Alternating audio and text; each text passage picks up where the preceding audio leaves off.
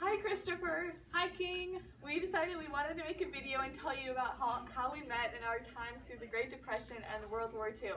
Megan and I, we were best friends in the Roaring 20s, and we went to this jazz club With all those flappers, it was really fun. It was a fun time in our lives. It definitely was. Yeah, and then coincidentally, me and him were there too. yeah, And they were also best friends. yeah, and like usual, we had a few shots because we were in our 20s. But hey kids, Alright, guys. I'm not advocating taking Shut up. shots. No. Stop.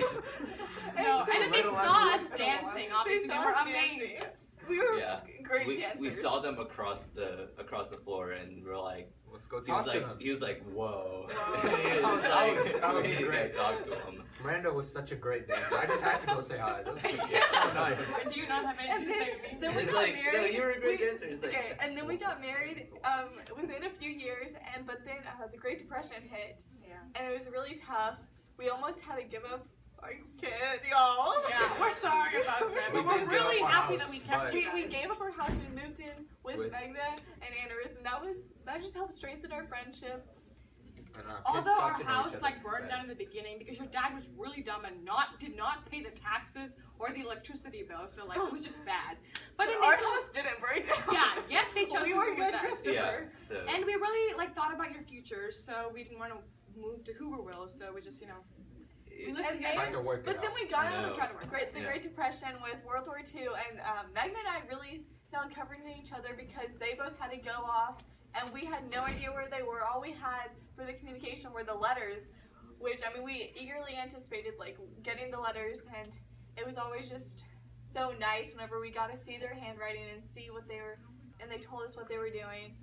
Yeah, the first letter really, was amazing. When I got a response from him, it was like, wow, like, thank you for being alive. And, Yeah. King was really happy when I read the letter to him.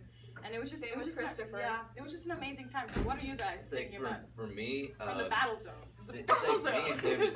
It's like we were together. I don't know what happened. It's like I think he got stationed somewhere else, but we kind of lost touch here and there in between. But it's like I remember we don't get mail that often, but every time we get the mail, we usually sit in the cantina. And it's like we're just reading the mails that our wives are sending us, and it was kind of emotional seeing that.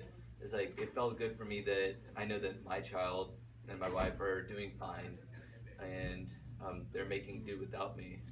One of the scariest parts on the battlefield, because I was stationed at Pearl Harbor, and I was actually there when they struck, and then a bunch of my soldiers and friends in the squad were also injured, so it was a pretty scary time. But I was glad to know that my wife and kid were fine back at home. And we when I got got home. jobs. Yeah. We got jobs, and we were really empowered. And I think the Pearl Harbor incident, we were shocked. Like being at the home front, So we were surprised. completely Like, we didn't thrown think over. Yeah. that they were able to attack like our homeland. Like we thought the war was just in Europe or in Japan. Like we didn't realize how scary it was and how dangerous it was for them. That's what first got me really nervous. And we were scared for ourselves and our kid, and obviously our husbands who were like But- stationed. Yeah, but as soldiers, it's like I didn't really want to say this at that time during the war, but it's like it truly is a scary time for me, and obviously probably for him. But it's like with the thought of you probably not going to get back home to see your child and see your wife, it's just a really scary thought. And then it's like some of the incidents that I had to go through was obviously the Bataan Death March.